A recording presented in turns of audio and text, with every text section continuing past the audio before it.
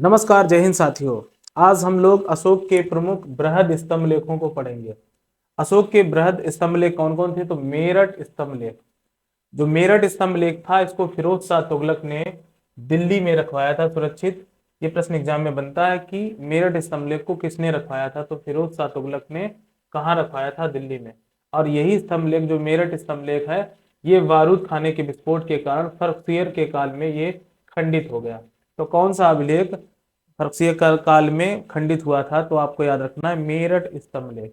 फिर दूसरा आपका अशोक का दूसरा स्तंभ लेख, आपका स्तंभ लेख था टोपरा स्तंभ लेख। ये कहाँ से प्राप्त हुआ है? तो हरियाणा जमुनानगर से प्राप्त हुआ है। और इस स्तंभ लेख को भी दिल्ली में किसने सुरक्षित रखवाया था? तो याद रखना, फिरोज शाह तुगलक ने। मेरठ स्तंभ लेख और टोपरा स्तंभ लेख को सुरक्षित रखवाने का कार्य किसने किया था? तो फिरोज शाह तुगलक ने साथियों किया था। और सबसे इंपॉर्टेंट जो बात बनती है, प्रयाग स्तंभ लेख, ये आपके उत्तर प्रदेश में प्रयाग स्तंभ लेख था। और इस अशोक के स्तंभ लेख को किसने सुरक्षित रखवाया था? तो इसको रखवाया था अकबर ने। और ये किस जगह पर रखवाया गया था? तो प्रयाग स्तंभ लेख को रखवाया गया था इलाहाबाद में। कहां पर रखवाया गया था? इलाहाबाद में। प्रश्न कई बार पूछा भी जाता है कि किस अभिलेख को, अशोक के किस स्तंभ लेख को इलाहाबाद में सुरक्षित रखा गया? तो आपको याद रखना है प्रयाग स्तंभ लेख को, और ये अकबर ने रखवाया था। अगला प्रश्न एग्जाम के लिए बहुत ही अच्छा बनता है। लौरिया नंदनगढ़ स्तंभ लेख जो है आपका, ये कहां से प्राप्त हुआ है? तो बिहार चंपारण से प्राप्त हुआ है। लौरिया नंदनगढ़ स्तंभ लेख में सबसे खास बात क्या है? इसमें मोर का चित्र अंकित है। एग्जाम में प्रश्न बनता है कि मोर का चित्र किस अशोक के स्तंभ लेख में अंकित है? तो आपको याद रखना है लौरिया नंदनगढ़। नंदनगढ़ से याद रखना है कृष्ण भगवान। नंद के क्या पुत्र थे? तो कृष्ण।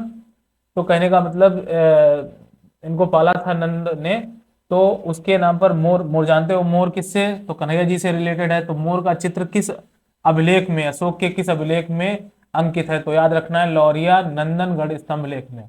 ये कहां से प्राप्त हुआ है? तो बिहार से। आपसे प्रश्न पूछा जाता है एग्जाम से कि लौरिया नंदनगढ़ स्तंभ लेख कहां से प्राप्त हुआ है? तो बिहार से प्राप्त हुआ है, बिहार के चंपारण से।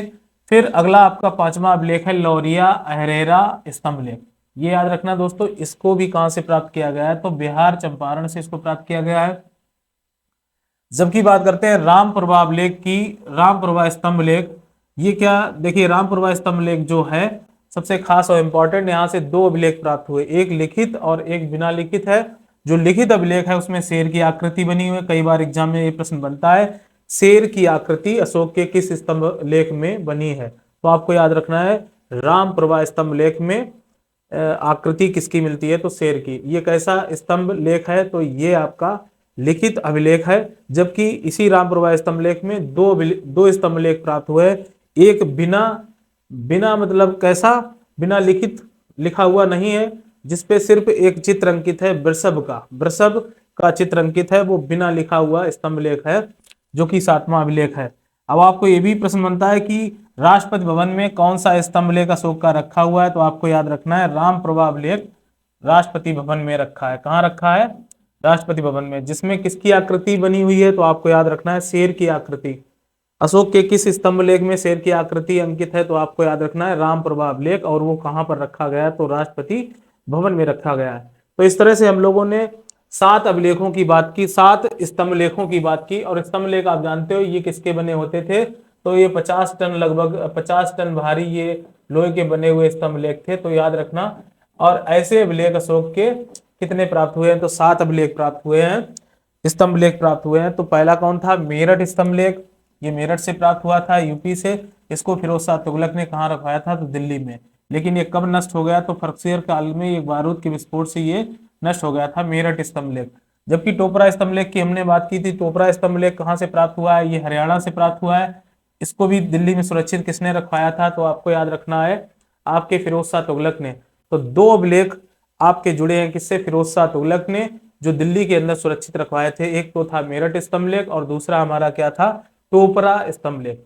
तीसरे अभिलेख की अगर बात करते हैं, बहुत ही इंपॉर्टेंट आपका क्वेश्चन यहाँ से है, मोस्ट इंपॉर्टेंट क्वेश्चन है, प्रयाग स्तंभ लेख। और इसको सुरक्षित रखवाने का कार्य किसने किया था? तो अशोक अकबर ने करवाया था। इसको इलाहाबाद में सुरक्षित रखा गया, प्रयाग स्तंभ लेख। ये भी कहां से प्राप्त हुआ? तो ये यूपी से प्राप्त हुआ था।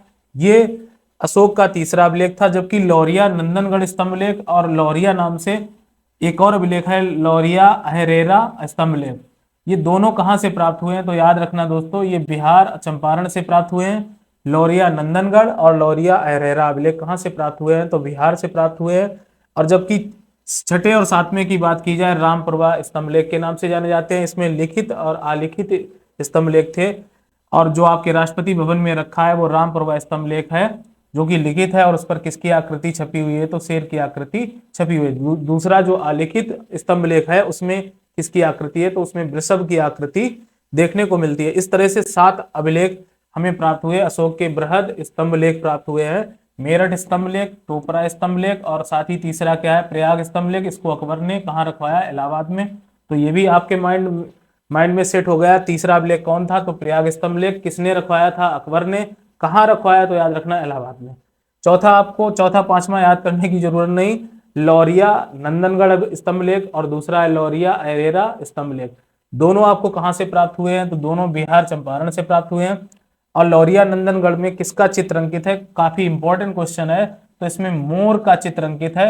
ये कई बार एग्जाम में पूछा गया प्रश्न है आपके यूपी पुलिस के लिए, और साथ ही साथ अन्य एसएससी जीडी और एसएससी सीजीएल के लिए बहुत ही महत्वपूर्ण प्रश्न है। लौरिया अरेरा स्तंभलेख कहां से प्राप्त हुआ? तो बिहार से प्राप्त हुआ है। और सातवां और छठा अभिलेख क्या है? राम प्रवाह स्तंभलेख। शेर की आकृति किसमें छपी है? राम प्रवाह स्तंभलेख में। ये राष्ट्रपति भवन में आज भी रखा है। तो इस तरह से हम लोगों ने अशोक के 7 शिलालेखों को समझा। दोस्तों, यदि हमारा वीडियो अच्छा लगा हो तो हमारे चैनल को लाइक करें, सब्सक्राइब करें और साथ ही साथ हमारे चैनल पर बने रहें। ऐसी अच्छी इंफॉर्मेशन के लिए हमारे साथ जुड़े रहें। तब तक के लिए दोस्तों, जय हिंद, नमस्कार।